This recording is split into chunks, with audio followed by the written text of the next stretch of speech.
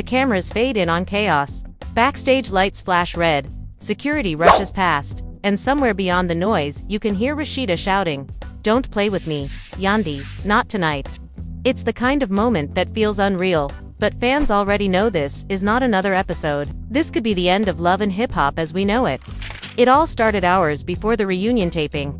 Producers were calling it the biggest crossover event in LHH history, bringing Atlanta and New York cast members under one roof for the first time in years. But what was meant to be a victory celebration turned into something far darker. Crew members whispered about secret texts, missing contracts, and one major betrayal that had everyone's nerves on edge. By the time filming began, the tension was thick enough to cut through. Rasheeda walked in first, polished, unbothered, or so she wanted it to seem. Cameras caught her whispering to Kirk, "If she even mentions my name tonight, I'm done." Across the stage, Yandy sat still, pretending to scroll her phone. Her silence was louder than any insult. When host Mona Scott finally stepped in to open the show, no one could have guessed what was about to unfold. The first segment ran smooth, light shade, rehearsed apologies, but once Rasheeda and Yandy faced each other, everything exploded. "You been running your mouth in New York? Trying to paint me like I'm fake?" Rasheeda snapped. Yandy laughed under her breath. "Girl, you've been fake since season 1.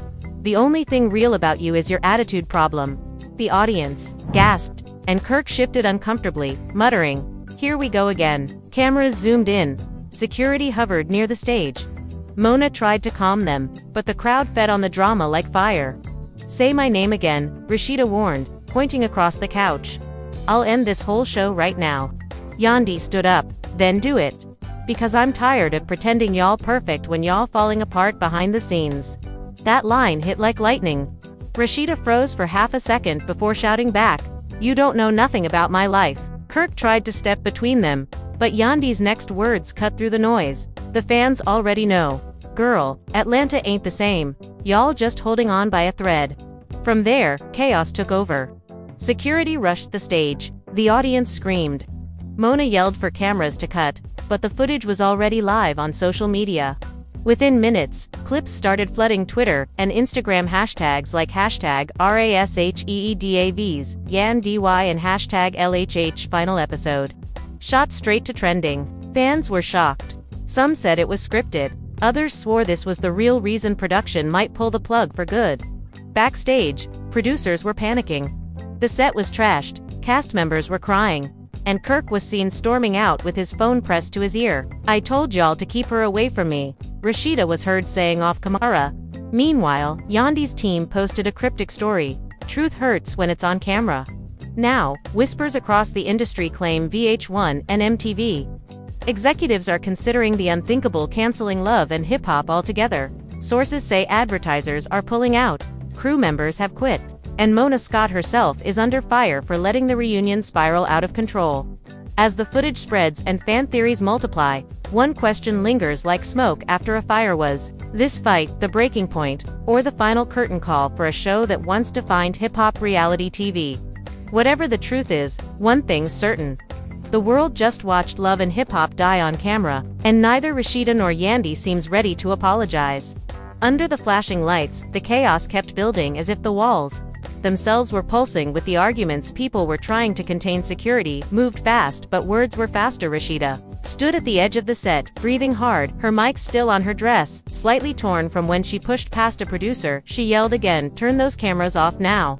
But the red lights stayed blinking. Live feeds had already been mirrored on dozens of fan pages. Clips were everywhere before anyone could stop it. Mona Scott sat frozen in her chair, her headset tilted halfway off her head. The control room was shouting in her ear, "We're trending #1 in under 4 minutes." Someone else yelled, "Do we cut to commercial?" But she just whispered, "Keep rolling," because she knew this kind of chaos sells, and right now ratings meant survival. Yandy paced behind the curtain, her phone buzzing non-stop. She looked calm outside, but her jaw was tight. She whispered to her stylist, "They think I came to play. I told them I'm not bowing to no Atlanta queen." Her stylist nodded silently, afraid to say the wrong thing. In that moment, Kirk was arguing with a stage manager, his voice loud and raw. "Y'all knew this was gonna happen. You baited them. That's why y'all micked everyone in the hallway." He threw his water bottle on the floor. It cracked, spilling across the cables. Someone yelled, "Watch the wires," but the sound of shouting drowned it out. Cameras kept swinging from one side of the set to the other. Fans online started taking sides. Hashtag Team Rasheeda flooded comments, while others fired back with hashtag Team Yandy. Then a door slammed and the room froze. Rasheeda walked back in, slow, her heels clicking one after another, the kind of rhythm that says she's not done. She looked around and said, "If we're gonna end it, let's end it right here on camera." The crew exchanged glances. No one moved. Yandy turned around calmly, raised an eyebrow, and said, "You sure you want that? Because once I talk, there's no coming back." Rasheeda crossed her arms. "Say what you need to say, because I'm done hiding." The silence felt endless. Even the lights hummed too loud. Mona leaned forward, ready to speak, but Yandy got there first. She said, "You've been lying to the audience for years. You built a whole image pretending your marriage was perfect while you were calling producers, begging to edit out your fights." The crowd gasped. Kirk froze. Rasheeda's lips parted. But no words came. Then she stepped forward, her voice low but cutting. "You don't know what I've been through. You don't know what it's like holding something broken together for the sake of a brand." Yandy laughed, but there was no humor in it. "Oh, I know exactly what that's like. The difference is I never sold my pain as perfume." She turned to the camera. "And I never begged the network to hide receipts." Mona stood up, cut her mic. She shouted, but it was too late. Yandy's voice echoed. "You want to talk loyalty, Rasheeda? Tell the fans who really leaked Jasmine's messages. Last year, it wasn't me, it was your own team, because they wanted sympathy views." Rasheeda's face changed, shock mixed with fury. Kirk muttered, "Yo, chill out, don't go there," but she didn't hear him. "That's a lie. You trying to play me on my own set," Yandy snapped. "Oh, it's your set now, right? Because you think Atlanta runs everything. You think your storyline built this show, but guess what? The network already told me next season they cutting half of y'all out." That line landed like thunder. Everyone turned to Mona, who froze, her eyes wide. The crowd started murmuring, "Is that true? Is the show ending?" The tension shifted from personal to professional. Suddenly every cast member realized their contracts, their fame, their storyline could vanish overnight. Mona stepped forward, trying to control the narrative. "No decisions have been made, we're just restructuring." But her voice trembled, and everyone could hear it. Rasheeda whispered, "So it's true you've been planning to replace us?" Yandy smirked. "Maybe. The fans finally want something real." Kirk raised his hands. "Nah, see, this is what y'all do. Y'all start fights to hide the real problem. You ain't about unity. You about spotlight." Yandy shot back. "Unity died when y'all stopped being honest." Security stepped closer, sensing another explosion. The audience chanted both names. Producers whispered to each other about liability waivers.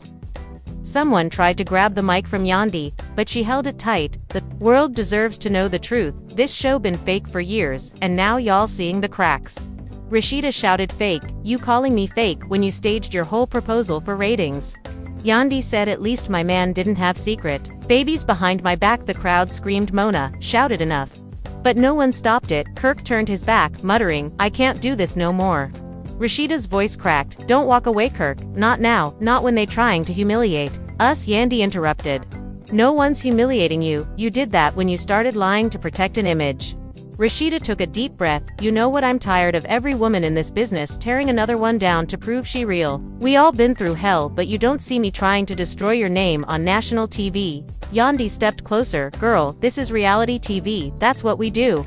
That's when the lights flickered again. Producers yelled something about power overload, but it looked symbolic. The whole set felt like it was falling apart. Mona's headset sparked. She threw it off, yelling, "Cut everything before this ruins us."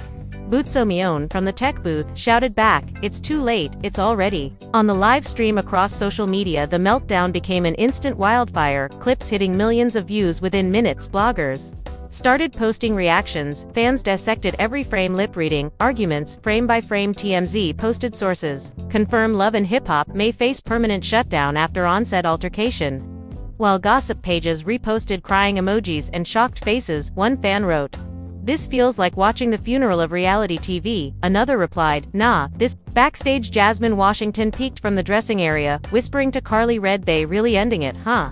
Carly shrugged, "Girl, if they cancel it, I'm leaking every unaired scene I got." Jasmine laughed bitterly, "You always knew how to turn a mess into a check." Mona was in a corner now, phone pressed to her ear, talking to a network executive. Her voice was shaking. "I can fix this, just give me one more day. We'll cut the footage. We'll spin it like a publicity stunt." She paused, listening to the silence on the other end, then her eyes widened. "You can't be serious. You can't cancel it. Now we still have contracts." She hung up slowly, her hands trembling. Kirk turned to her. "They pulling the plug, aren't She didn't answer, she just looked toward the stage, where Rasheeda and Yandy still stood apart, neither willing to back down. The crowd was restless, producers were whispering legal phrases like breach and liability. Someone said the network lawyers already drafting statements outside the studio. Paparazzi lined the gates, flashing lights as cars pulled up, fans shouting questions. Is the show cancelled? Did Yandy get fired? Did Rasheeda quit? The cast members avoided eye contact, some covered their faces, others smiled, pretending everything was fine. Inside, Rasheeda finally sat down on the stage, her voice hoarse. I gave this show my life, I built my brand on loyalty, and y'all want to throw it away. For ratings, Yandy crossed her arms. Don't act like you didn't chase ratings. 2. We all did, we all sold a little piece of ourselves. Rasheeda shook her head. Nah, I sold the story, not my soul. Mona finally spoke, her voice soft but final. We're done for today, everyone go home. But nobody moved. Cameras still rolled because instinct told them this.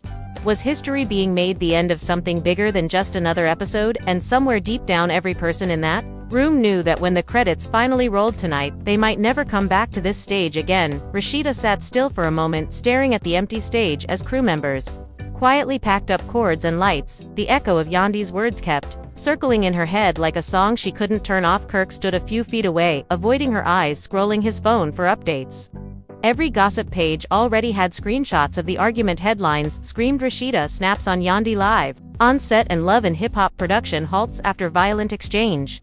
The noise outside grew louder, fans were chanting behind the studio gates. Some yelling support, some recording for TikTok. Security was overwhelmed. Mona was gone. She had left minutes ago, chased by 2 assistants and a lawyer. Rasheeda finally stood, brushed off her dress, and said softly, "They're not gonna do me like this."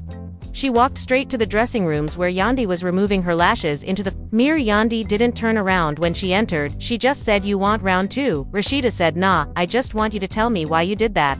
Yandy looked at her reflection, her tone calm. "Because you lied, and you acted like everybody else was beneath you. I got tired of pretending." Rasheeda stepped closer. "Pretending about what? That I got problems like anybody else? You think I wanted to air out my marriage for entertainment? You think I like being judged every week?" Yandy finally faced her. "No, I think you liked control. That's what this show gave you, power over the narrative, power over people like me." Rasheeda clenched her jaw. "You sound real self-righteous for someone who used her man's prison story for views." Yandy shot back. "Yeah, and I faced it. I didn't hide behind filters and boutiques. I showed my pain raw and uncut. That's why fans respect me, not because I'm perfect, but because I'm real."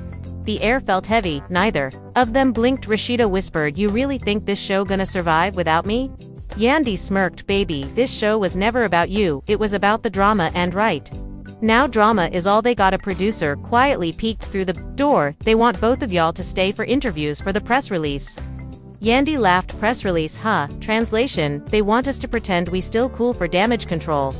Rasheeda said, "Tell them I'm not doing no fake reunion." Spin, and walked out, heels striking the floor in hard rhythm outside the corridor. Kirk caught up. "Rash, slow down, you can't leave like this." She snapped. "Don't call me that, not now," he said. "We gotta think smart, the network can spin this if we keep quiet for a few days." She turned on him. "Oh, now, you wanna think smart? Where was that energy when they was clowning me online last season? You let me fight alone every time." Kirk sighed. "You don't get it, they set this whole thing up. Mona been planning this since the ratings dropped." Rasheeda stopped walking. "What are you saying?" He hesitated, then said, "They leaked those texts on purpose to start a feud because the sponsors been pulling out. They needed a scandal." Her eyes widened. "And you knew?" He didn't answer. "That was enough." She walked away, her voice breaking. "You let them destroy everything we built." Kirk muttered, "I tried to warn you, but she was gone by the time." He finished his sentence. Meanwhile, in another room, Yandy was on a call, her voice low. "Yeah, I said what I said, and no, I don't regret it. They've been trying to box me out since last year. Tell them if they fire me, I'll leak the footage myself." She ended the call, tossed her phone on the couch, and stared into space. Her assistant whispered, "You sure about this? The internet already dragging both of y'all." Yandy replied, "Let them drag me. I'd rather be hated for telling the truth than loved for being fake." In the parking lot, journalists were camped outside, flashing lights from every direction. When Rasheeda finally came out wearing her oversized coat, fans screamed her name, microphones shoved toward her face. "Is Love and Hip Hop canceled? Did Yandy get fired? Are you quitting the show?" She didn't answer. She just said, "You'll see the truth soon enough," and got into her car. Back inside, Kirk was arguing with Mona over the phone. "You can't just cancel the whole franchise over one fight. You know how many people depend on this money." Mona's voice came through cold. It's bigger than a fight, Kirk. We got executives calling it toxic culture. They saying it's time to move on. We might relaunch under a different name. New cast, new direction, Kirk shouted. So you just gonna erase a decade of history because two women told the truth? Mona snapped back. No, I'm saving the company from lawsuits. Y'all made this personal on live TV. You think advertisers want to see blood on couches? He hung up, throwing his phone on the floor, frustrated and powerless as news spread faster than anyone could react. Twitter was on fire, Instagram Reels were dissecting every facial expression, TikTok edits played dramatic music behind Yandy's speech, fans were divided, some posting old clips of Rasheeda crying, others tagging Yandy with Queen of Realness comments. The show had never been this viral, but it felt like the wrong kind of fame. Hours later, Rasheeda pulled up to her house, silence filled the space. She dropped her purse on the couch, turned off her phone and sat there staring at the TV playing reruns of older seasons, her younger self on screen, smiling with Kirk laughing at some staged dinner. She whispered, look at her, she thought it would last forever. Tears welled up, she covered her face saying, how did we let this get so ugly? Her phone buzzed again, a message from an unknown number. You don't know the full story, call me before you go public. She hesitated, staring at the text, but curiosity won. She called the number. A deep voice answered. I warned Mona, but she didn't listen. The show been bleeding money for months. That fight just gave them a reason to pull the plug. She asked, who is this? The voice replied, someone who used to work for the network. Just know they already planning a documentary about what happened tonight. They calling it The Fall of Love and Hip Hop. Her heart sank. A documentary? You serious? The voice said they got leaked footage. Yandy mic was never cut. They caught everything, even what she said after cameras stopped rolling. Rasheeda whispered. What did she say? The voice paused. She said, I told y'all I'd burn it down before I let them silence me. The call ended, leaving her frozen, staring into nothing. Her mind replayed every moment, every word now, realizing this was more than a fight. It was a takeover, a way for Yandy to rewrite history before anyone else could. By midnight, the internet exploded. Again, leaked audio surfaced of Yandy allegedly calling out producers by name, accusing them of manipulating storylines. They made us puppets. I'm done being their product. Fans rallied behind her, demanding justice. Trending tags like hashtag LHH exposed and hashtag Yandy speaks were everywhere. Mona released a short statement calling it a misunderstanding, blown out of proportion, but nobody believed it. Rumors said sponsors were dropping left and right, and one source claimed VH1 might cancel all spin-offs. The next morning, bloggers camped outside Rasheeda's boutique. Reporters waited at Frost Bistro. Yandy was seen boarding a flight to New York, wearing sunglasses and a hoodie, paparazzi yelling, Yandy, are you the reason the show's ending? She smiled slightly and said, maybe I'm the reason something new begins. Back in Atlanta, Kirk watched the live coverage with a cold cup of coffee beside him. The world around him felt like it was dissolving. His phone buzzed again, a message from Mona. Meet me at the studio in an hour. We need to talk about the footage. He sighed, rubbing his temples, knowing the storm wasn't over. It was just changing direction, because behind all the public drama, there was something deeper brewing, something that could either resurrect the empire or bury it for good, and that was the thought that carried into the next confrontation. Studio, where nothing was as it seemed anymore. The studio was nearly empty when Kirk arrived. Only two security guards stood near the door, whispering into radios. The floors still smelled like sweat and broken lights. The posters of smiling cast members looked haunting. Now their printed laughter mocking the silence inside. Mona was seated in the control booth, wearing sunglasses. Despite the dim light, her laptop open in front of her, she didn't look up when Kirk entered. She just said, you're late, he replied. I had to drive past 15 reporters, they all asking if we shut down for good. She finally looked up. We're not shut down yet, but we might be by morning. Kirk stepped closer. So what's this about footage? Mona turned the screen toward him. The video showed the chaos from the night before, but this angle was different. It was a behind-the-scenes feed. No one was supposed to see Yandy.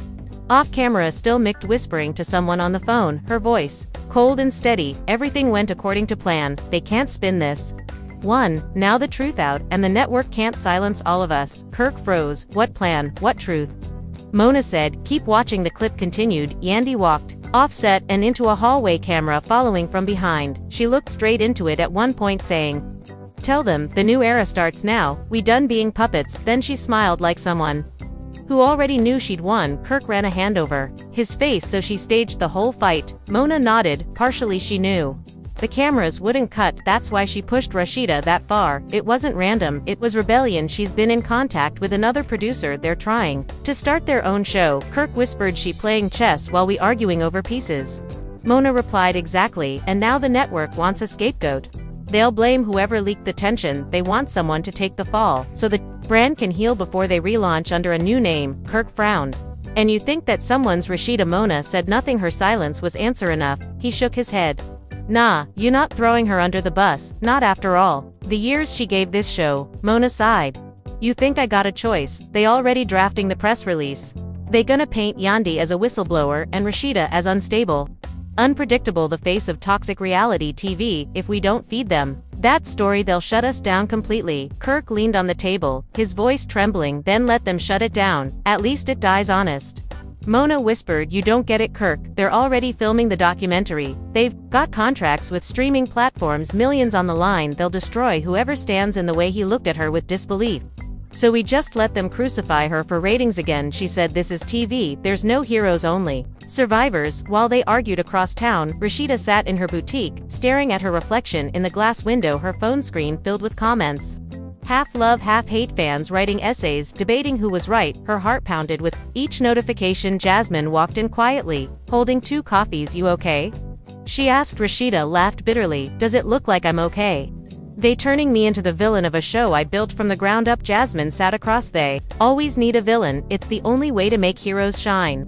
Rasheeda looked up. You sound like Mona. Jasmine shrugged. I learned from her. She taught me that pain sells better than peace. Rasheeda sighed. I can't let them win like this, not when they lying about what really happened. Jasmine leaned forward. Then don't let them, you still got fans. You still got your voice, go live, tell your truth before they do. Rasheeda hesitated and looked desperate. No, they'll twist it again. They'll call me bitter. Jasmine said they'll call you whatever makes them money, so say something that costs them instead. Back at the studio, Yandy returned, wearing all black, surrounded by her own small team of publicists. She walked in like she owned the place. Mona glanced up. You shouldn't be here, Yandy smiled. Oh, I think I should, since you used my face to build your empire. Kirk glared at her.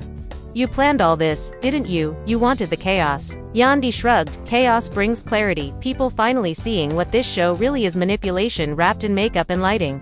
Mona said, you used us, Yandy. You used everyone to make yourself look like the savior. Yandy stepped closer. No, I just stopped pretending. Her publicist handed Mona a legal notice. Cease and desist. We're protecting Yandy's likeness from being used in any future edits without approval. Mona tore the paper in half. You think a letter scares me? Yandy smirked. It's not fear, it's leverage. The footage belongs to me, under union Clause 17, you broke that when you broadcasted my private conversation. Mona's face drained. How did you know about that? Clause, Yandy replied. You forget I started as a manager. I read every contract before I signed it. The room filled with tension. Kirk whispered. So this was business all along? Yandy looked at him. Business and truth. They built a machine that fed off our lives. Now I'm shutting it down before it eats anyone else. Mona slammed her hand on the desk. You're killing everything we built. You're destroying careers. Yandy's eyes flashed. No, you did that when you turned black women's pain into primetime entertainment. The words cut deep. Even Kirk looked away. Mona whispered. And you think they'll treat you better when you start your own show? You think those executives care about your truth? They just need a new puppet with a different name. Yandy smiled faintly. Then I'll be the puppet master. Outside reporters were already tweeting. Insider confirms Yandy Smith signs secret deal for new reality series exposing love and hip-hop. Headlines spread faster than fact. Crew members started quitting midday. Group chats filled with leaked screenshots. Contracts, clauses, threats. Rasheeda's name trended again. This time tied to phrases like unstable behavior on set. She saw it all, sitting alone, scrolling in disbelief, whispering, they rewriting me in real time. By evening, Kirk returned home, exhausted. He found Rasheeda packing boxes. What are you doing? He asked. She said, closing the boutique, at least for now, maybe for good. I'm tired. Kirk, tired of fighting ghosts. He sat beside her. You don't gotta give up, we can fight this together, we can show them proof. She turned to him. Proof don't matter when they already picked their narrative. They don't want truth, they want spectacle, he said. Then give them a better one. Tell your story before they do. Rasheeda looked at him through tears. The only story they care about is downfall. They'll never show the parts where I kept everyone together. Kirk took her hands. Then make your own platform. We don't need them no more. She stayed silent, thinking as her phone buzzed again. This time a message from an unknown account, meet me at Frost Bistro midnight, I got something you need to see. She showed Kirk, he said probably a setup. But she replied, or it's the only way to end this. Midnight came, quiet streets, wet from light rain, she entered the dark. Bistro lights flickering faintly in the distance, a man in a hoodie sat near the back. She approached cautiously, you the one who texted me? He nodded, sliding a flash drive across the table. This got the raw footage unedited, it shows who really started the fight and who leaked the story to the press. You release this, the world will know the truth. She stared at the drive, why help me?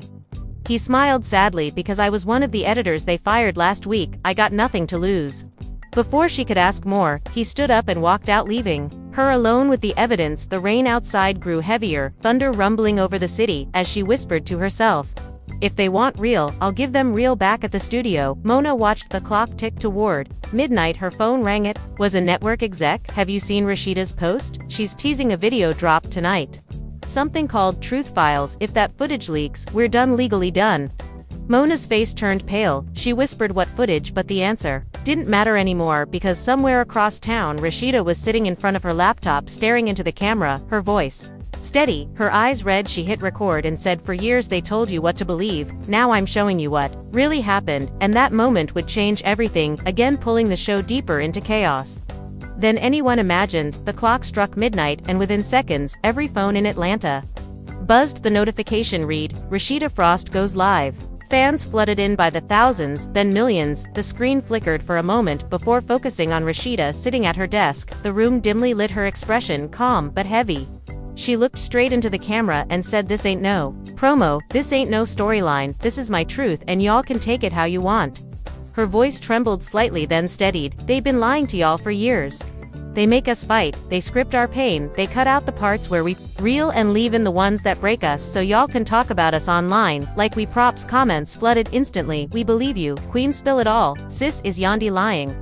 Rasheeda nodded slowly, as if she could feel their energy. Yeah, I said her name, cause she made it personal, she wanted this smoke, so let me show you where it started. She plugged in the flash drive, clicked play, and the video filled the screen, split into clips unseen by the public. I showed producers whispering in a back room days before the reunion, one of them saying, if we push Rasheeda and Yandy into the same segment, it'll explode. We need studio where nothing was as it seemed anymore. The studio was nearly empty when Kirk arrived. Only 2 security guards stood near the door, whispering into radios. The floors still smelled like sweat and broken lights. The posters of smiling cast members looked haunting. Now their printed laughter mocking the silence inside. Mona was seated in the control booth wearing sunglasses. Despite the dim light, her laptop open in front of her, she didn't look up when Kirk entered. She just said, you're late, he replied. I had to drive past 15 reporters, they all asking if we shut down for good. She finally looked up. We're not shut down yet, but we might be by morning. Kirk stepped closer. So what's this about footage? Mona turned the screen toward him. The video showed the chaos from the night before, but this angle was different. It was a behind-the-scenes feed. No one was supposed to see Yandy. Off camera, still micked, whispering to someone on the phone, her voice cold and steady. Everything went according to plan. They can't spin this. Now the truth out, and the network can't silence all of us. Kirk froze. What plan? What truth? Mona said, keep watching. The clip continued. Yandy walked offset and into a hallway, camera following from behind. She looked straight into it at one point, saying, tell them, the new era starts now, we done being puppets. Then she smiled like someone who already knew she'd won. Kirk ran a hand over his face. So she staged the whole fight? Mona nodded. Partially, she knew the cameras wouldn't cut, that's why she pushed Rasheeda that far. It wasn't random, it was rebellion. She's been in contact with another producer, they're trying to start their own show. Kirk whispered, she playing chess while we arguing over pieces? Mona replied, exactly, and now the network wants a scapegoat. They'll blame whoever leaked the tension. They want someone to take the fall, so the brand can heal before they relaunch under a new name. Kirk frowned. And you think that someone's Rasheeda? Mona said nothing. Her silence was answer enough. He shook his head. Nah, you not throwing her under the bus, not after all the years she gave this show. Mona sighed. You think I got a choice? They already drafting the press release. They gonna paint Yandy as a whistleblower and Rasheeda as unstable, unpredictable, the face of toxic reality TV. If we don't feed them that story, they'll shut us down completely. Kirk leaned on the table, his voice trembling. Then let them shut it down. At least it dies honest. Mona whispered, "You don't get it, Kirk. They're already filming the documentary. They've got contracts with streaming platforms, millions on the line. They'll destroy whoever stands in the way." He looked at her with disbelief. "So we just let them crucify her for ratings again," she said. "This is TV, there's no heroes, only survivors." While they argued across town, Rasheeda sat in her boutique, staring at her reflection in the glass window, her phone screen filled with comments. Half love, half hate, fans writing essays, debating who was right. Her heart pounded with each notification. Jasmine walked in quietly, holding 2 coffees. "You okay?" she asked. Rasheeda laughed bitterly. "Does it look like I'm okay? They turning me into the villain of a show I built from the ground up." Jasmine sat across. "They always need a villain. It's the only way to make heroes shine." Rasheeda looked up. "You sound like Mona." Jasmine shrugged. "I learned from her. She taught me that pain sells better than peace." Rasheeda sighed. "I can't let them win like this, not when they lying about what really happened."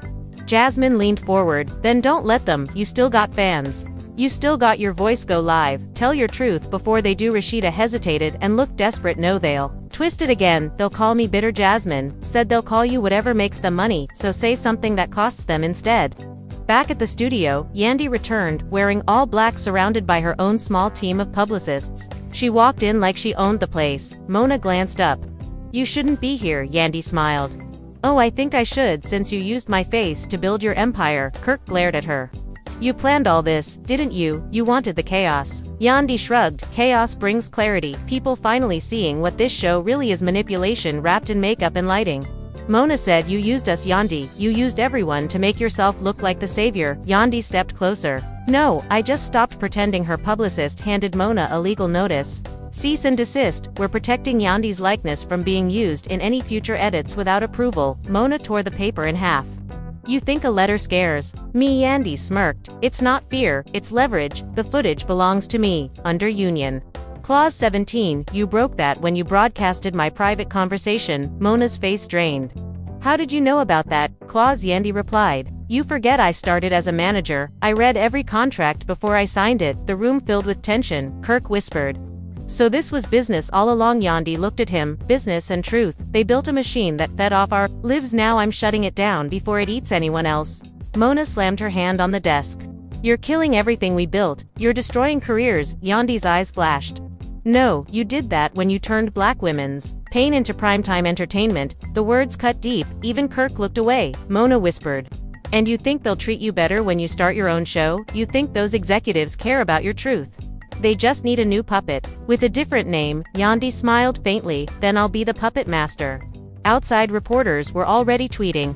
Insider confirms Yandy Smith signs secret deal for new reality series exposing love and hip-hop. Headlines spread faster than fact. Crew members started quitting midday. Group chats filled with leaked screenshots. Contracts, clauses, threats. Rasheeda's name trended again. This time tied to phrases like unstable behavior on set. She saw it all, sitting alone, scrolling in disbelief, whispering, "They rewriting me in real time." By evening, Kirk returned home, exhausted. He found Rasheeda packing boxes. "What are you doing?" he asked. She said, "Closing the boutique, at least for now, maybe for good." "I'm tired." Kirk tired of fighting ghosts. He sat beside her. "You don't gotta give up. We can fight this together. We can show them proof." She turned to him. "Proof don't matter when they already picked their narrative. They don't want truth, they want spectacle," he said. "Then give them a better one. Tell your story before they do." Rasheeda looked at him through tears. "The only story they care about is downfall. They'll never show the parts where I kept everyone together." Kirk took her hands. "Then make your own platform. We don't need them no more." She stayed silent, thinking as her phone buzzed again. This time a message from an unknown account. "Meet me at Frost Bistro midnight. I got something you need to see." She showed Kirk. He said, "Probably a setup." But she replied, "Or it's the only way to end this." Midnight came. Quiet streets, wet from light rain. She entered the dark bistro, lights flickering faintly in the distance. A man in a hoodie sat near the back. She approached cautiously. "You the one who texted me?" He nodded, sliding a flash drive across the table. "This got the raw footage unedited. It shows who really started the fight and who leaked the story to the press. You release this, the world will know the truth." She stared at the drive. "Why help me?" He smiled sadly. "Because I was one of the editors they fired last week. I got nothing to lose." Before she could ask more, he stood up and walked out, leaving her alone with the evidence. The rain outside grew heavier, thunder rumbling over the city, as she whispered to herself, "If they want real, I'll give them real." Back at the studio, Mona watched the clock tick toward Midnight her phone rang. It was a network exec. Have you seen Rasheeda's post? She's teasing a video drop tonight. Something called Truth Files. If that footage leaks, we're done, legally done. Mona's face turned pale. She whispered what footage, but the answer didn't matter anymore because somewhere across town Rasheeda was sitting in front of her laptop staring into the camera, her voice steady, her eyes red. She hit record and said, "For years they told you what to believe, now I'm showing you what really happened," and that moment would change everything, again pulling the show deeper into chaos than anyone imagined. The clock struck midnight and within seconds, every phone in Atlanta buzzed the notification read, "Rasheeda Frost goes live." Fans flooded in by the thousands, then millions. The screen flickered for a moment before focusing on Rasheeda sitting at her desk, the room dimly lit, her expression calm but heavy. She looked straight into the camera and said, "This ain't no promo, this ain't no storyline, this is my truth and y'all can take it how you want." Her voice trembled slightly then steadied. "They've been lying to y'all for years. They make us fight, they script our pain, they cut out the parts where we real and leave in the ones that break us so y'all can talk about us online like we props." Comments flooded instantly. "We believe you, Queen, spill it all. Sis, is Yandy lying?" Rasheeda nodded slowly as if she could feel their energy. "Yeah, I said her name, cause she made it personal, she wanted this smoke, so let me show you where it started." She plugged in the flash drive, clicked play, and the video filled the screen, split into clips unseen by the public. I showed producers whispering in a back room days before the reunion, one of them saying, "If we push Rasheeda and Yandy into the same segment, it'll explode. We need a spark, enough. Make sure cameras don't cut, even if they fight, it'll trend." Gasps filled the chat, fans spamming the live with shocked emojis. The next clip showed a stage manager handing Yandy her mic, "Don't stop rolling no matter what happens," followed by Yandy smirking and saying, "Oh, don't worry, I won't." Rasheeda paused the video. "So when I walked on that stage, I was already set up to fail. They wanted drama, not peace, and I fell right into it. But what they didn't expect was for me to have proof." She clicked to the next clip, showing Mona in the control room shouting, "Let it roll, this is gold, this is the finale we need." Fans went wild, comments pouring, "Mona, you fake, cancel the whole franchise. This is sick." Then came the audio file. Yandy after the fight off camera saying, "They'll never see it coming. I told them the only way to kill the show was to burn it alive." The crowd watching online went silent. Rasheeda leaned in closer. "You hear that? Burn it alive." She meant every word. Her voice cracked, but she kept going. "I gave my heart to this show. My family went through hell on camera for why? All to have something real, but all they cared about was who cried the loudest, who threw the first drink, who bled the most." For ratings within minutes, hashtag Truth Files trended across every platform. Bloggers reposted the entire stream. Reaction videos popped up mid-broadcast. Even news anchors started mentioning it on morning segments. Yandy's phone began buzzing non-stop. She watched the live with her publicist beside her, eyes widening when she heard her own voice. "They leaked it, she actually leaked it," she whispered. The publicist stammered, "We can spin this. We'll say it's deepfake audio." Yandy shook her head. "Nah, that's me. I remember saying it, but not like that. They cut it, they twisted it."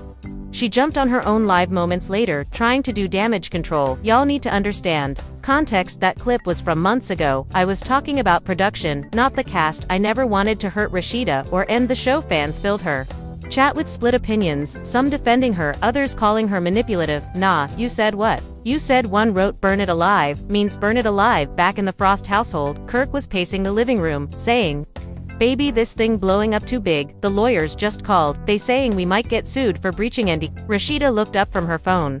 "I don't care. They can't hide the truth anymore. I'm done being quiet." He rubbed his head. "But you showing footage that belonged to the network, that's dangerous." She said, "You think I'm scared? After what they did to me, this ain't about contracts, it's about conscience." Mona sat in her office, phone glued to her ear, shouting at an assistant, "Take it down off YouTube. Now I don't care how many copies there are, shut it down." But the assistant whispered, "It's too late, Mona, there's mirrors everywhere. Twitter, Instagram, Facebook, even TikTok users re-uploaded already. It's gone global." Mona slammed the desk. "This can't be happening. My whole career can't end over one fight." Her voice dropped low. "They gonna make me the villain next, watch. They always do." Hours later, news networks began covering the fallout. One anchor read headlines, "Live, Love and Hip Hop Collapse. Fans demand accountability after leaked footage exposes manipulation." Another said, "Executives under investigation for unethical reality TV practices." The scandal spiraled beyond entertainment. becoming a conversation about exploitation in media while the cast members, scattered like pieces of a broken mirror. Yandy's team scheduled a press conference but only a handful of outlets showed up. She took the mic, her voice unsteady. I admit I said some things I shouldn't have, but I never wanted to end what we built. I just wanted it to change. We all been used, me included. A reporter asked, so you confirmed the clip was real? She sighed. Yeah, it was real, but it wasn't the whole truth. Reporters shouted questions. She stepped back, whispering, they'll never understand. Meanwhile, Rasheeda's live hit 10 million views within 24 hours. People outside Frost Bistro held candles, calling it the death of reality TV. As we knew it, others blasted speakers playing the leaked audio chanting, we want truth, not scripts. Kirk tried calming her. You turned into a symbol, now this bigger than the show. She looked at him. I didn't ask to be a symbol.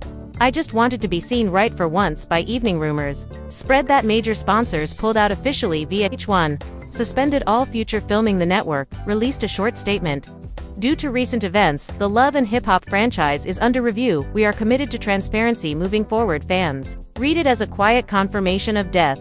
Mona sat in her office staring at the message on her screen, the glow lighting her tired face. She whispered, so this is how it ends. But it didn't end. It transformed. The next day, a new account appeared online calling itself Reality Reborn, posting cryptic clips from unseen cameras with captions like, you saw the lie, now see the truth.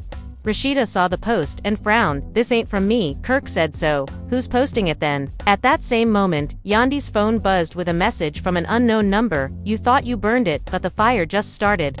She froze, her breath caught. What does that even mean? Her publicist asked, but she didn't answer. Because far from Atlanta, in a Los Angeles editing room, someone was piecing together hours of unused footage, smiling to themselves as headlines screamed across the country.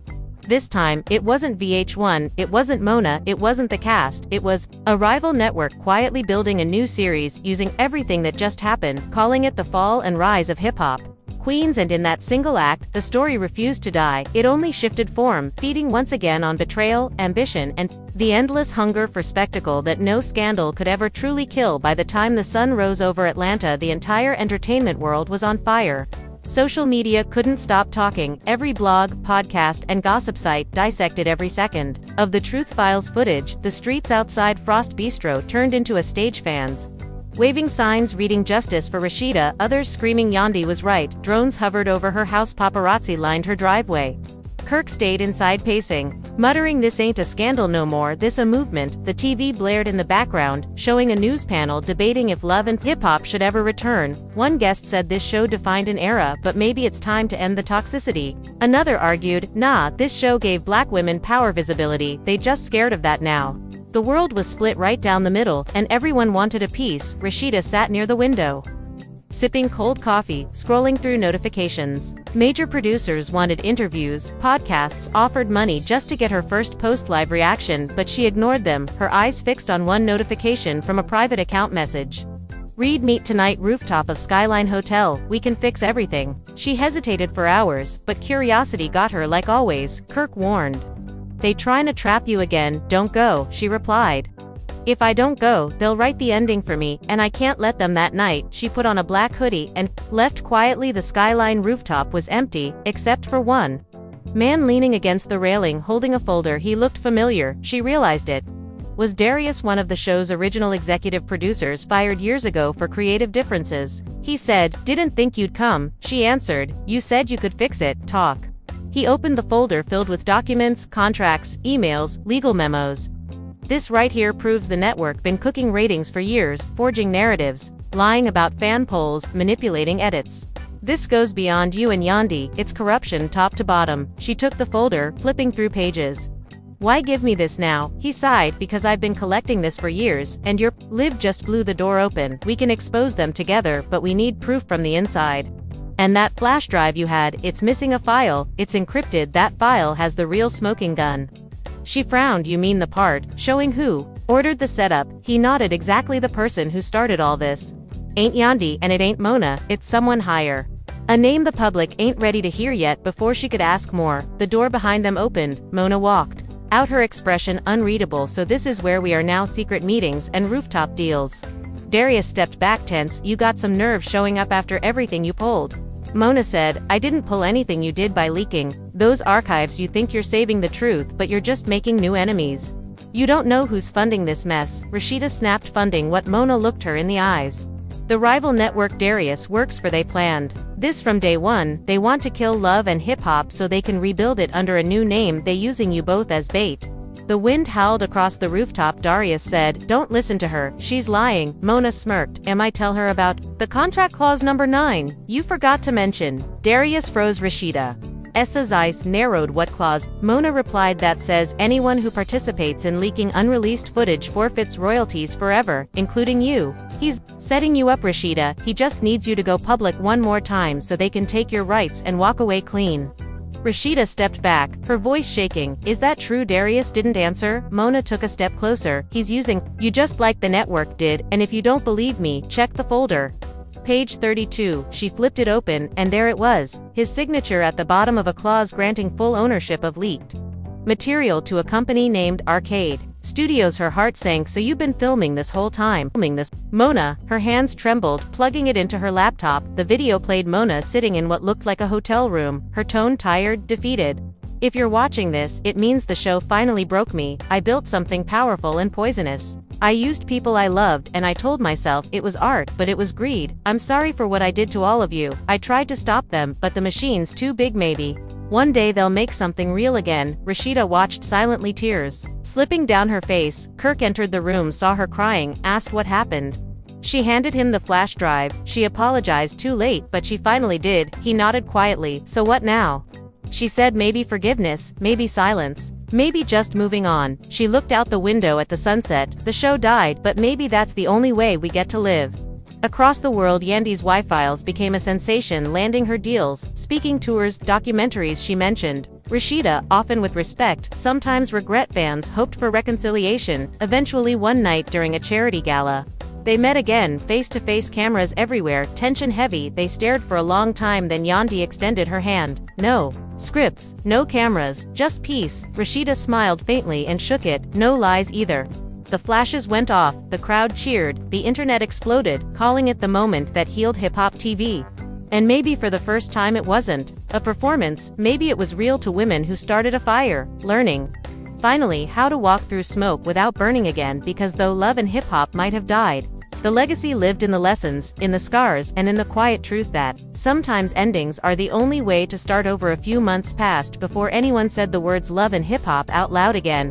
It became almost like a ghost, something everyone knew existed but nobody wanted to mention, yet it was everywhere, in echoes, the phrases, the edits, the tone. Every new show that popped up carried its shadow on social media. People still argued over it like it was yesterday. Fans made playlists called the soundtrack of drama. Memes kept the legends alive. One fan even printed shirts that said I survived the reunion, and sold them out in a day. Atlanta moved on, but never really healed. Rasheeda spent her mornings quietly running her boutique, her evenings writing in a notebook she never showed anyone. Kirk joked that it was her secret diary, but she called it unfinished business. She'd fill pages with memories, names of cast members she missed, moments she wished she could rewrite. She didn't post much anymore. Her social pages were calm compared to the whirlwind of the past year. Sometimes she'd get tagged in clips of Rebirth and shake her head at the dramatization. One night she wrote, they turned my breakdown into entertainment. But maybe that's how history always works. The loudest version wins. Then one afternoon, while she was closing up shop, a black car pulled up outside. A woman stepped out wearing sunglasses and a beige coat. It was Yandy. Again, this time no entourage, no cameras, just her, and a quiet tension between them. Rasheeda crossed her arms. You here for business, or peace? Yandy smiled faintly. Peace first, maybe business later. Rasheeda sighed. Then talk. Yandy stepped closer.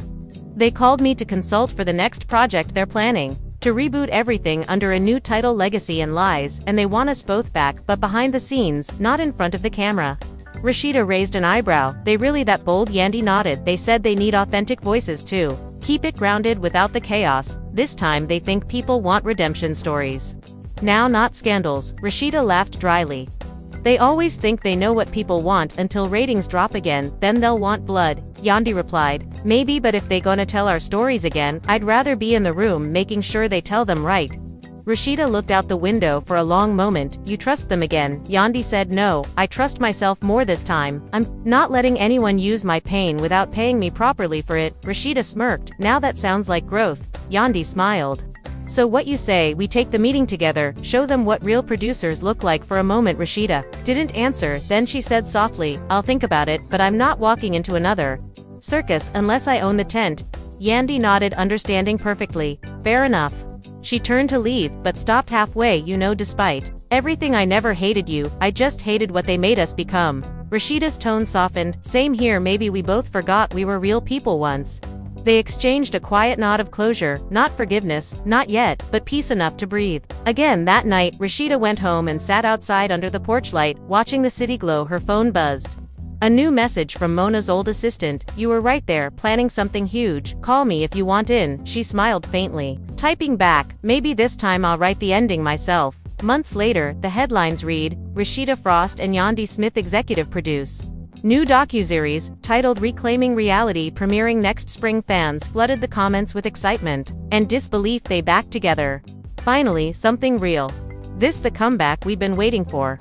The trailer dropped weeks later, showing the two of them sitting side by side against a black backdrop, no makeup, no filters. Rasheeda saying, we told the stories they wrote for us, now we telling our own. And Yandy adding, no scripts, just truth. The premiere night arrived, the city buzzed again, the red carpet outside the theater filled with flashes. Familiar faces from old seasons appeared, hugging each other like survivors of a war. Inside, when the lights dimmed, the crowd went silent. The first scene played footage from the chaos years before, then faded into the present. Rasheeda narrating, we thought fame was freedom, but it was a leash. We all had to learn how to cut. The audience clapped softly, emotionally, some crying. As the credits rolled, the camera showed behind the scenes clips of them laughing again, not performing, just being people. Yandy saying, after everything we went through, I realized the real story was never about drama, it was about survival. The crowd stood up cheering. Someone shouted, bring it back. She smiled on stage and said, nah, let's just let it rest where it belongs. Outside afterward, the air was cool, the city lights shimmered on wet pavement. Reporters asked if this meant love and hip-hop would ever return. Rasheeda shook her head. Some things you don't resurrect, you just learn from them. Yandy added, we didn't end it, we evolved it, that's enough. The crowd cheered again. Later that night, Rasheeda stood by her car looking up at the skyline, whispering to herself, we finally did it, we turned noise into something worth hearing. Kirk put an arm around her. You proud yet? She smiled. Yeah, maybe for the first time. And as they drove away past the flashing cameras and billboards with their names on them, she realized something. The show might have died, but the story lived. Because the truth once told never fades, it just changes hands. And for the first time in years, that truth finally belonged to her. When morning came, Atlanta felt light again. No chaos, no headlines, just calm, the kind of calm that comes after years of noise. Rasheeda woke up early, sunlight spilling across her bedroom. The city was already alive. Outside, horns, buses, voices, but inside it was quiet. Kirk was downstairs making breakfast, humming to himself something old from their early days. She smiled, listening. It felt human again, real. No cameras, no producers, no fake storylines. Her phone buzzed a dozen times. She ignored it until one message caught her eye. A fan page tagged her with a clip from Reclaiming Reality, already viral, 10 million views in one night, fans crying and comments saying this was healing, this was what we needed. No drama, just truth. She scrolled through, reading every message until tears blurred her eyes. She whispered, they finally see me downstairs. Kirk called breakfast, gonna get cold, girl. She wiped her face and laughed. You still can't cook eggs right, he shouted back, still better than your grits. They both laughed. It was the kind of laughter that didn't need an audience anymore, just them, a moment, ordinary and sacred. A few hours later, she arrived at the studio for interviews. Networks lined up wanting her take on the docuseries. Her team told her everybody loves it, the reviews are glowing, saying it's groundbreaking. She nodded politely, but inside she just felt relief when she stepped into the room.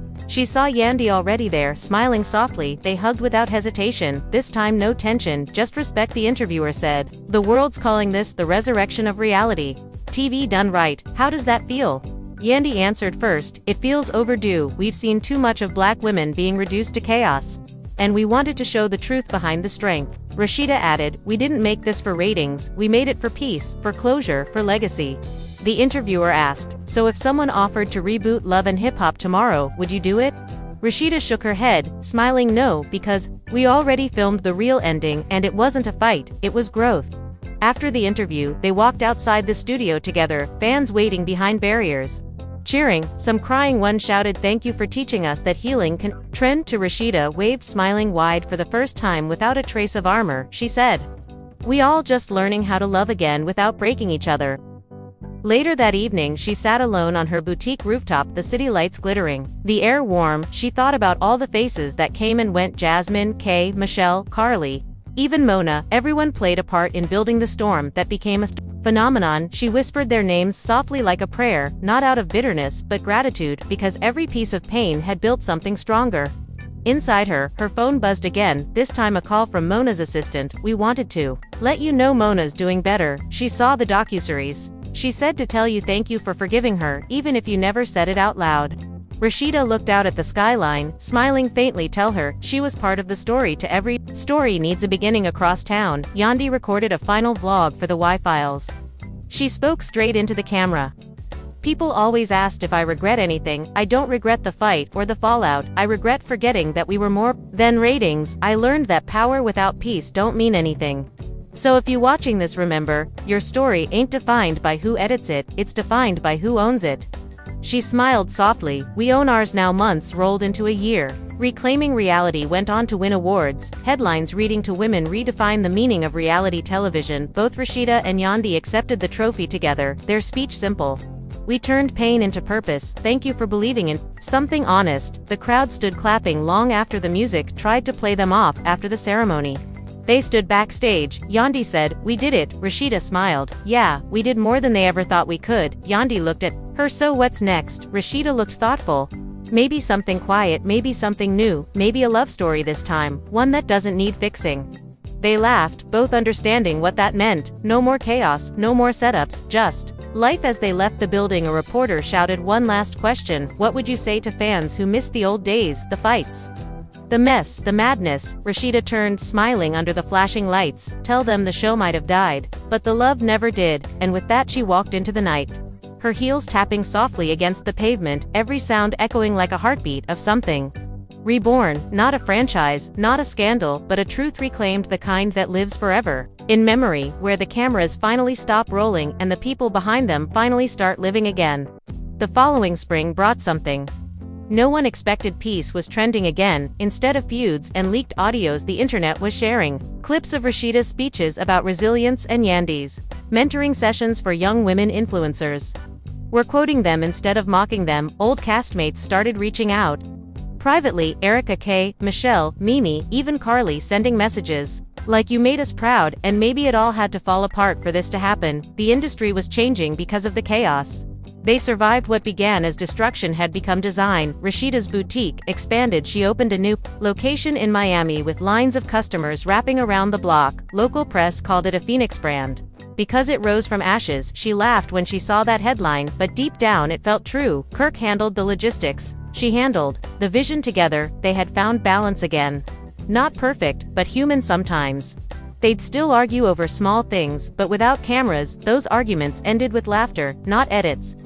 One night while locking up he said, "Remember when every argument turned into an episode title?" She smiled. "Yeah, and now it's just Tuesday night." Meanwhile, Yandy had turned the Y-Files into a full media company, mentoring new creators, teaching them about contracts, production ownership. She spoke at universities about representation in entertainment and how to stay authentic. Her words carried weight. Now people called her the architect of reform reality, something she never imagined becoming. When it all began, she'd smile and say, "I just stopped letting people tell my story for me." One afternoon she called Rasheeda saying, "We should do something for the old crew, like a reunion, but not for TV, for healing. Maybe a panel, something positive." Rasheeda hesitated, then said, "If we do it, no drama, no producers, just us telling the truth, one last time." Yandy agreed. Exactly that, a full circle moment. Weeks later, they booked an auditorium in Atlanta. Hundreds came: cast members, fans, bloggers, critics, all sitting together for the first time in peace. The stage was simple: 2 chairs, 2 microphones, a big screen behind them showing memories from the past, laughter, tears, old confessions. When they walked out, the crowd stood clapping for minutes. Rasheeda took the mic first. We came here not to rewrite history but to accept it. We lived through the best and worst of fame, and we still standing. Yandy added, and we learned something. The power they gave us through chaos we can use through clarity. Questions came from the audience. One fan asked, if you could go back, would you change anything? Rasheeda smiled. I'd protect my peace more. But no, I wouldn't erase it because every mistake made me who I am, Yandy said. I'd listen more, talk less, but I'd still speak my truth, even if it costs everything. The crowd applauded. A warmth filled the room, a sense of shared closure that no edit could ever fake. After the event, as they left through the back door away from cameras, they sat together on the steps, eating from paper plates, laughing about the old days. Rasheeda said, we really turned all that mess into a message, huh?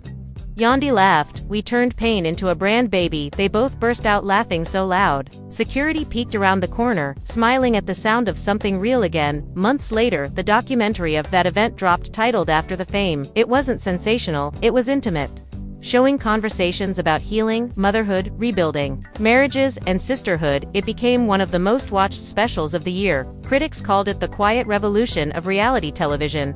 Rasheeda's voice in the closing scene said, we thought fame would make us immortal, but turns out grace did. Years passed. Both women thrived in their separate paths, but stayed in touch, sending each other holiday photos, voice notes, birthday wishes. One summer day, they met again at an award show where After the Fame was being honored for cultural impact. The announcer called their names and said, for proving that reality can evolve into redemption. They walked on stage, holding hands, not as rivals but as survivors. Rasheeda said, we came from noise but we found harmony. Thank you for letting us grow. The audience stood clapping, tears shining under the lights. That night, as the crowd dispersed and the building emptied, Rasheeda stood outside, watching the stars. Yandy beside her.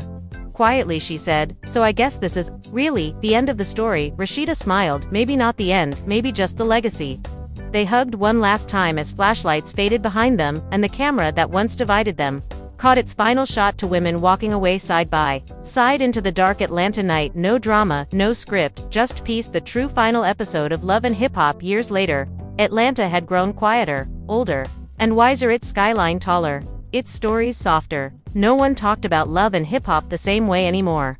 It wasn't gossip now, it was legend, something that had changed an entire generation of television. Students wrote dissertations about it, producers referenced it in meetings, and fans still whispered lines from their favorite fights like quotes from a forgotten play. But when people spoke of Rasheeda Frost and Yandy Smith, it wasn't scandal they mentioned anymore, it was legacy. Rasheeda lived outside the city now, on the outskirts where the noise of traffic faded into birdsong. Her boutique had grown into a full fashion line distributed globally, and her designs carried a quiet message stitched into every label, truth stitched stronger than fame. She ran her company her way, no partners, no producers, no middlemen. She employed women who had once been cast aside by the same kind of media circus. She survived. People called her the mentor of Atlanta, though she never asked for the title. Most days she started her mornings walking the property with a cup of coffee, the grass wet with dew, her mind calm. Kirk was still there, still by her side. They had grown into a rhythm that didn't need validation. Some days they barely spoke, but silence had become their peace. One morning, he looked up from his paper and said quietly, you ever miss it? The cameras, the noise? She thought for a long second before answering. Sometimes, but not enough to go back. He smiled and nodded, both understanding the weight in that answer. In New York, Yandy had built something different, a foundation that trained young women of color in media ownership. She taught them about negotiation, contracts, and storytelling. She'd turned every bruise of her past into armor for someone else's future. Her office walls were lined with photos from her earlier years, a timeline of transformation. Whenever people asked how she stayed so strong, she'd laugh lightly and say, because I already survived the worst version of myself on camera. They still talked sometimes.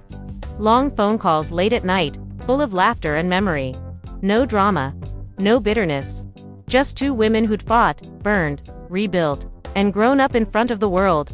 Every conversation ended the same way. We really made it out, haha, followed by a quiet, yeah, we really did. On the 10th anniversary of Reclaiming Reality, a network executive reached out to both of them with an idea.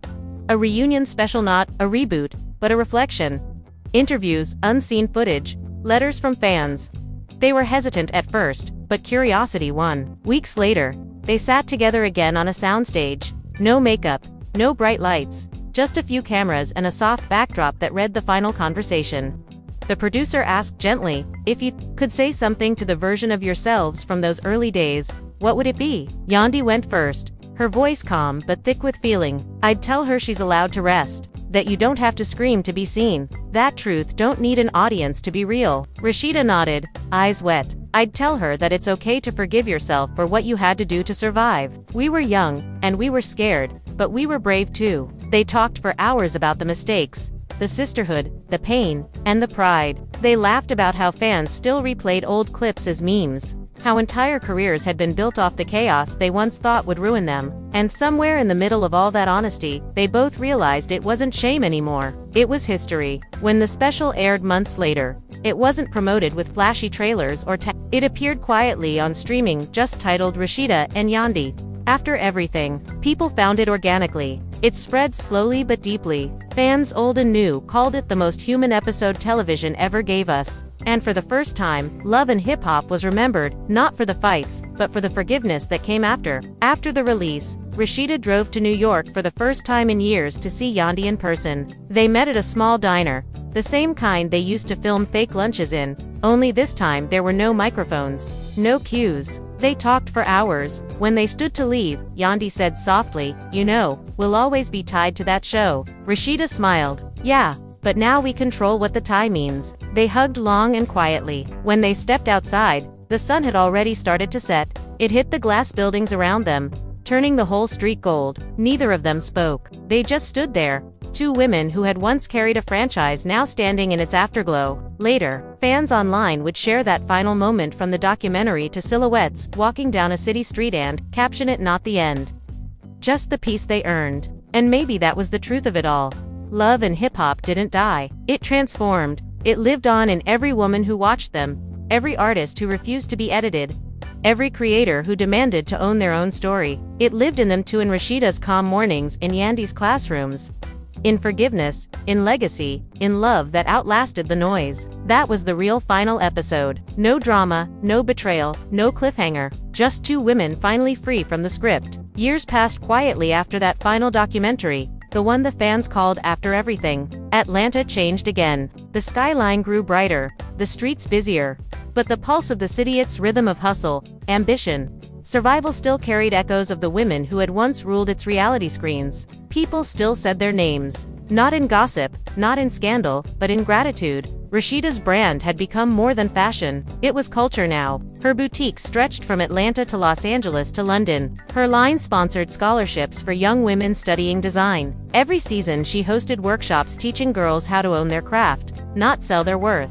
And though she'd built an empire larger than anyone expected, she still worked behind the counter sometimes, talking to customers, smiling when they told her they grew up watching her. She'd laugh softly and say, I grew up watching me too. Kirk had changed. He wasn't chasing trends anymore, or trying to stay relevant in an industry that forgot its veterans. He opened a small recording studio downtown for new artists who couldn't afford high-end production. People called it Frost Frequency. And he'd spend late nights guiding young rappers through their first takes, teaching them the business side nobody ever taught him. Sometimes, when Rasheeda stopped by, she'd sit in the back watching him work and whisper, we finally found what all that noise was for. In New York, Yandy had built something even more lasting than fame. Her foundation, the real work, had expanded into schools across several states, focusing on mentorship and empowerment. Every graduation ceremony felt like a new beginning. When she stood at podiums, she didn't talk about television anymore. She talked about freedom, the kind you build for yourself when no one's watching. One afternoon, she received an envelope from Atlanta. Inside was a handwritten note in Rasheeda's looping cursive. We've come far, but I think it's time we close the circle. Come home one last time. Attached was a plane ticket and a photo of the old Frost Bistro, still standing. The following week, she arrived. The city air felt different now, less heat, more history. When she walked into the bistro, the room was filled with familiar faces. Kay, Michelle, Erica, Carly, Mimi, Jasmine, all older, calmer, softer around the edges. No cameras, no crew, just people. Rasheeda stood up smiling. Look who finally made it. Yandy laughed, hugging her tightly. I thought you'd never call. The reunion wasn't about headlines or ratings. It was about healing. They sat around the table sharing food, telling stories that once belonged to tabloids but now sounded like survival songs. K. Michelle said, "Remember when they told us to fight or lose screen time?" Everyone laughed. Erica said, "And we believed them." Jasmine added, "We didn't know we were the story all along." As the evening went on, they toasted to everything, the lessons, the losses, the strength. Rasheeda raised her glass and said, "We came in as castmates, left as characters, and found our way back as women. That's legacy." The table went quiet for a moment, then filled with applause and tears. After dinner, as the group drifted outside, the sky glowed with the soft orange of a southern sunset. Yandy stood beside Rasheeda on the sidewalk. "You ever think about how it all started?" she asked. Rasheeda smiled. "Yeah." Two women on opposite couches, microphones on, hearts off. They both laughed quietly. A kind of laughter that came from recognition, not irony. A car drove by slowly, windows down, playing the old love and hip-hop theme song. They froze, then laughed harder this time. Yandy said, "You think they'll ever let it go?" Rasheeda shook her head. "Maybe they shouldn't.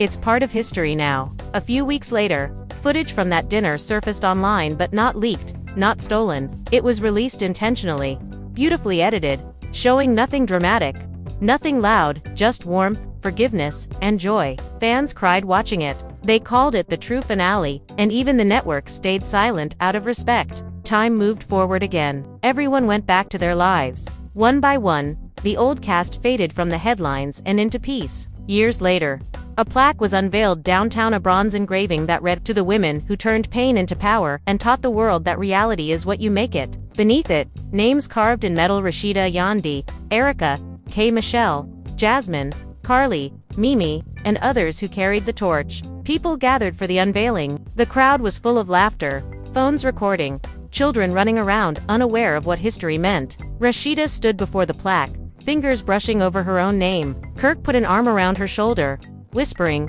"We made it." She smiled, eyes bright. "No, we grew through it." And as the crowd cheered, Yandy stood beside her again, both of them looking at what they built: not a show, not fame, but a legacy that outlasted both. No scripts, no retakes, no cuts, just truth, standing solid in bronze. That night, as the city lights shimmered over Atlanta, the air felt full of closure. The story that began in chaos had ended in calm. Love and hip-hop wasn't gone. It had simply evolved into something truer, something softer, something earned. And somewhere in that quiet, between the flash of memories and the hum of peace, the real final episode faded out to women walking away again. This time with no cameras behind them, no audience waiting, no drama to replay, only legacy.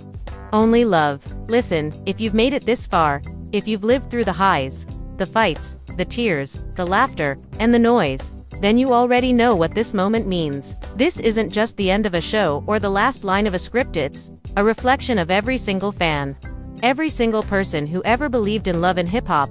You've watched these stories grow, twist, crash, and rebuild. You've stayed when the cameras cut, you've argued in the comments, you've defended your favorites, you've made this world what it became. And now, as the screen fades, we want you to decide what comes next. Because truthfully, Love and Hip-Hop was never just a show, was a mirror. It showed ambition, survival, heartbreak, mistakes, and redemption. It showed the parts of fame people don't talk about. It showed women standing tall, even when everything around them tried to make them small. It showed family, loyalty, betrayal, and forgiveness. It showed life, raw and imperfect. And you were there for every frame, every argument, every apology. Without you, the story would have been half told. So now, we want you to be part of what's next. Go to the comments right now and tell us what Love and Hip-Hop meant to you. Tell us which moment stayed with you the most, the ones that made you angry, the ones that made you cry, the ones that made you believe again. Tell us which cast member inspired you to change something in your own life.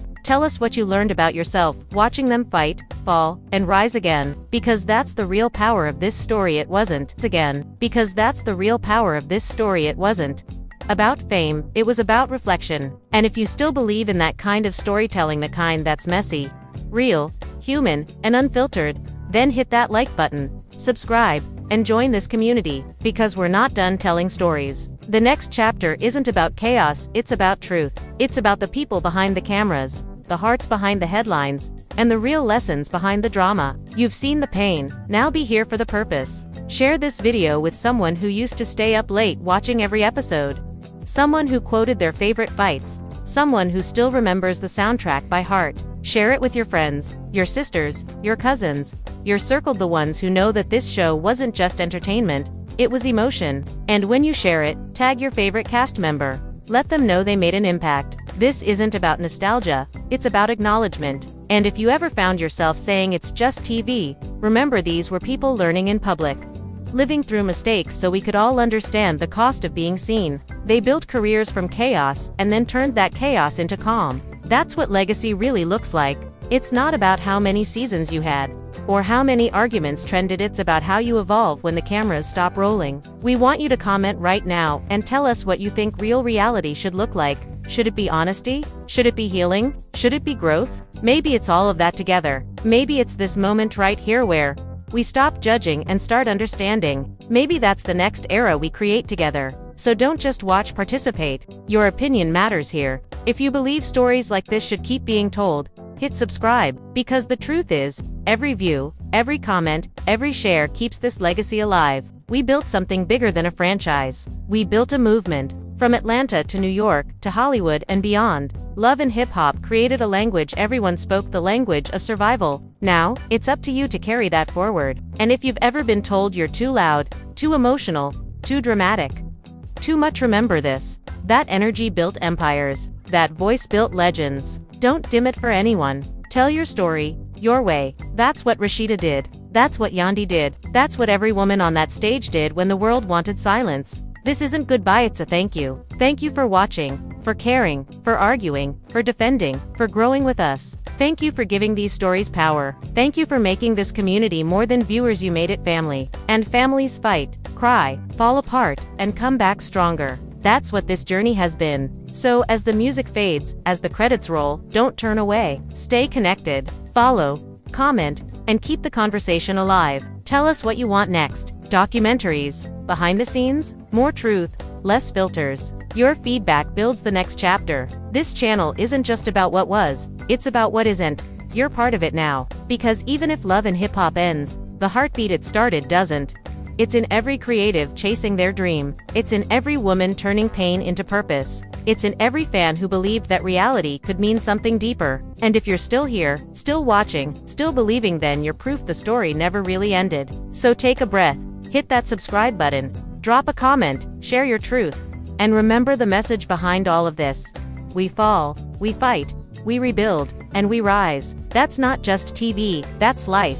And to every single person watching right now, you're part of that legacy. Thank you for being here. Thank you for growing with us. Thank you for helping Love and Hip Hop live forever, not on screens, but in hearts. This isn't the end. This is the next beginning. Keep watching, keep believing, and most of all, keep loving. Most of all, keep loving.